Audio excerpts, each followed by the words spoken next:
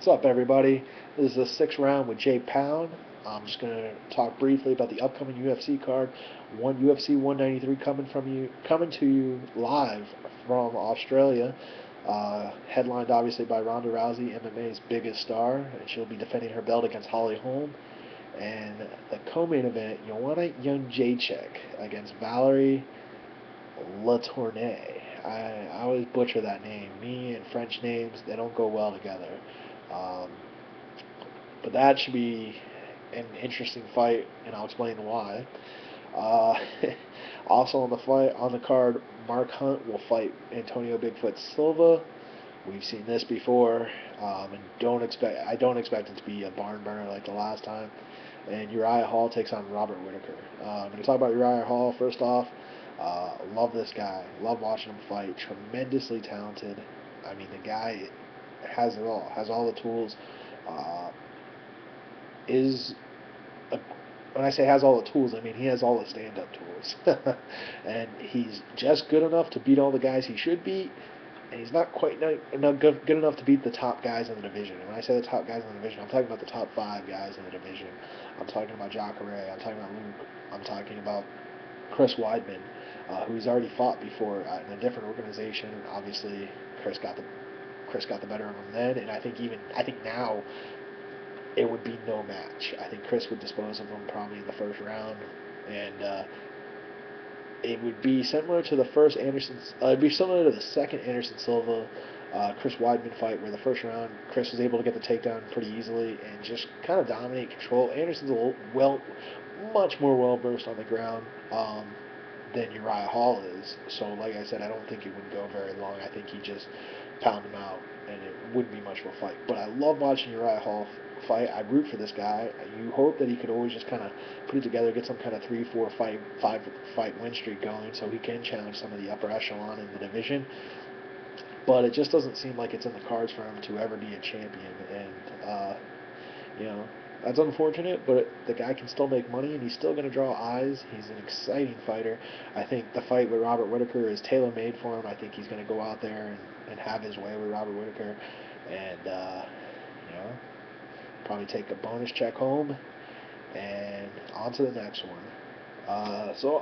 Like I said earlier, Mark Hunt will be fighting Antonio Bigfoot Silva on this card. Don't expect it to be like the last time, people. No.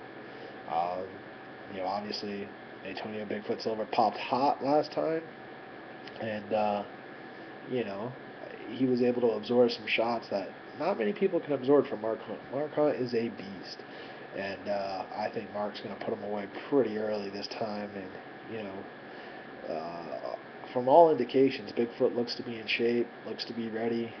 But I'm telling you, if he is clean, and that's a big if.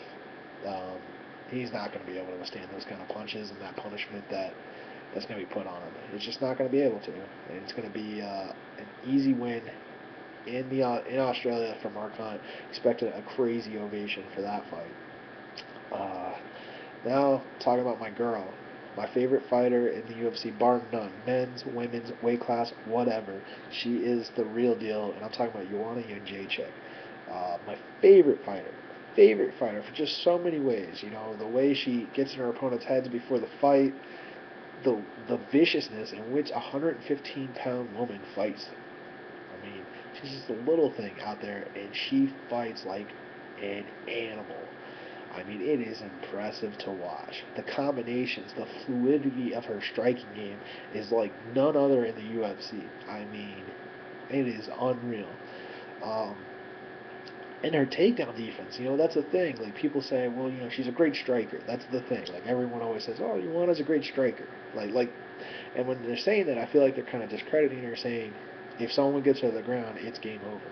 Well, let me just tell you, probably the best wrestler in the division, Carla Esparza, had no luck taking this girl down and took a beating every time she tried to take her down. This girl is just on another level, and I look for her to dominate the 115 division, much like Ronda dominates the 135 division. I just don't think anyone's close. Maybe Claudia Gadelha, and then even that fight, I don't think you saw Joanna in a true peak of her game. I mean, I think in the rematch, I think she runs away with it.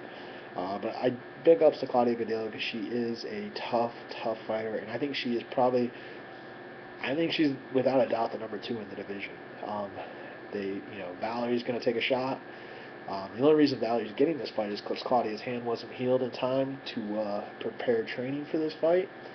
So, you know, I don't, I believe as it stands right now, uh, going into this fight, if the odds do not change, Valerie will go into this fight as the biggest underdog in a championship fight history for the UFC. I think she's something like plus 1400 right now, which is insane. Plus 1400 in a championship fight. That's insane. And I actually don't think the 115-pound division is that shallow. There's girls who can fight there. But it just kind of worked out that Valerie kind of, I guess she kind of just, I guess she just got lucky, I guess you would say. But I mean, I don't know how lucky she's going to get because I see her taking a beating in this fight, especially because she's gonna stand with Joanna. And as we saw with Jessica Penne, Claudia Gadelha, and when you stand with this girl, she's gonna bust you up. I mean, she is, and that's what I love about her. She's unapologetic about it too. She's like, you're trying to hurt me, you could break my nose, I'm gonna break yours first, and I love that attitude. I just think she's gonna be way too much, way too much. That brings us to the main event. This main event is interesting just because it's Ronda Rousey. I mean, that's the only interesting thing about it. I believe Holly Holm is a huge underdog as well. Um, you know, the people are going to tune in because it's Ronda Rousey. They can hype this up, and I thought the promotion the UFC did for this was fantastic.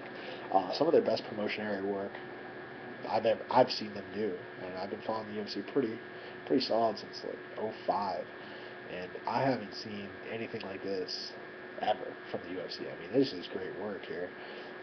Unfortunately, I don't really think that's gonna. I mean, I don't think there's a lot of people out there saying, maybe Holly Holm can do it, except for people in her team, um, because she can't do it. Let's just be honest here. The only chance she has, and the thing is, and I agree with something with Ariel said on MMA Hour, also giving them another plug, favorite show. What's up, homie? Um, Ariel said it'd be one thing if Holly Holm had knockout power. Maybe she could hit her with that one shot. And I 100% agree. The thing that makes Holly Holm good is she's great at keeping people at range, and she's great at just kind of, scoring points and just winning fights that way. She does have some head kick knockouts outside of the UFC, but she's not going to score those kind of knockouts on Ronda. It's just not going to happen. And I actually don't think Ronda is going to exchange with her. I think Ronda knows that's probably the only way she can lose is if Holly Holm keeps her at distance and just points away at this. So what is Ronda going to do? She's going to close the distance, get her up against the cage, and get her down, and the game's going to be over. I think Holly Holm keeps her at distance for maybe a minute, minute and a half, and then once it goes to the ground, I think it's over within 20 seconds. So, you know, this is going to be another easy win for Ronda. And now this is different than what I said about the 115 division. I think the 115 division, there are girls who can fight. It's not shallow. I think the top five aren't there are all decent fighters. And I wouldn't even put Valerie in this top five. I mean, like I said, she kind of just got the luck of the draw here and was able to get picked for this fight. She's going to take a beating. Um, but as far as the 135 division, and this is another thing too that I heard somebody say. I don't remember exactly who it is, so I'm not going to put them on blast. But somebody said, well, they're just handpicking Ronda's opponents for her, just to get easy wins and keep her star power. That may be one of the dumbest things I've ever heard. Seriously.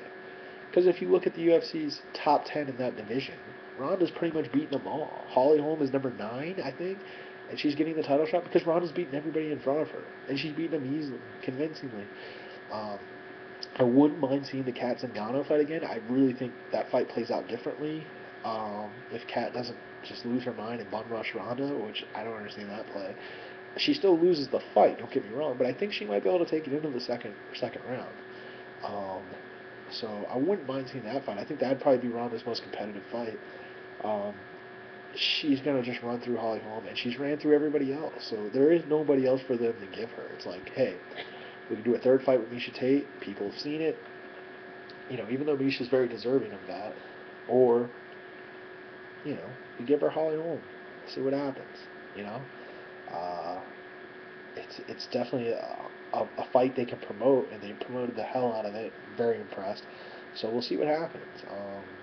As far as the fight goes, I don't think it'll be I don't think it'll go very long. But I mean, it's a finish, and it's going to be a finish in spectacular fashion. And I think if you had the choice of watching 5 boring rounds or a quick 1 minute finish, you're always going to take the 1 minute finish. Even you're popping down $60, you're still going to take the 1 minute finish.